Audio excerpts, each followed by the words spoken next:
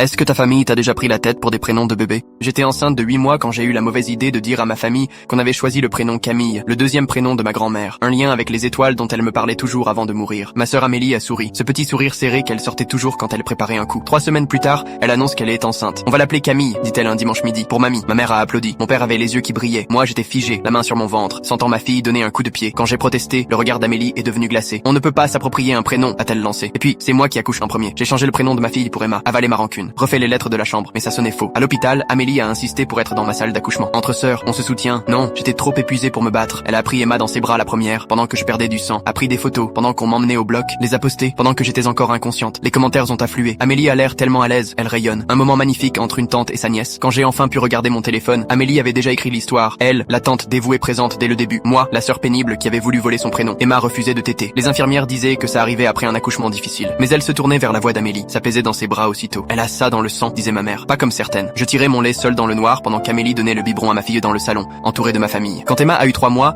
j'ai trouvé le journal d'Amélie chez ma mère. Dedans, des pages et des pages. Déclenchement hormonal, lactation induite, technique pour perturber le lien mère-bébé. Elle prenait du domperidone depuis mon 2e trimestre. Elle tirait son lait en cachette. Elle se préparait à nourrir un bébé qui n'était pas le sien. Les notes remontaient à des années. Le jour où elle tombe enceinte, je serai prête. Je l'ai confrontée, les mains tremblantes. Elle n'a pas nié. T'as toujours tout eu, a-t-elle dit calmement. De meilleures notes, un meilleur boulot, un meilleur mari. Je voulais juste quelque chose à moi. C'est ma fille, ai-je crié. Tu crois ça, toi? Elle a penché la tête. Regarde son acte de naissance. Regarde qui a signé comme témoin pendant que t'étais au bloc. Mes doigts sont devenus engourdis. Je n'avais jamais vérifié cette ligne. Jamais pensé à qui avait eu la garde légale pendant ces 3 heures où je me vidais de mon sang. Elle a souri, ce même sourire serré. Tout est documenté. Les photos, les signatures, la première tétée. Le droit, c'est fascinant. Cette nuit-là, Emma n'a pas arrêté de pleurer. Rien ne la calmait. À 3 heures du matin, désespérée, j'ai appelé Amélie. Elle est arrivée en quelques minutes, prête. Dès qu'elle a parlé, Emma s'est tue. Dès qu'elle l'a prise, elle s'est détendue. Les premières heures, c'est là que tout se joue. Tu sais, a soufflé Amélie. J'ai commencé à tout filmer. Chaque échange, chaque repas, construisant un dossier que personne ne croirait. La semaine dernière, j'ai trouvé le dernier morceau du puzzle. Amélie Camille était morte, née sans vie à 32 semaines, 2 mois avant Emma. Elle n'avait rien dit à personne, avait pleuré seule, planifié tout. Hier, Emma a dit maman pour la première fois. Pas pour moi, pour elle. J'ai vu ma fille tendre les bras vers Amélie, avec une reconnaissance totale, une confiance absolue. Et j'ai compris. Elle n'avait pas volé le prénom de mon bébé. Elle avait volé mon bébé.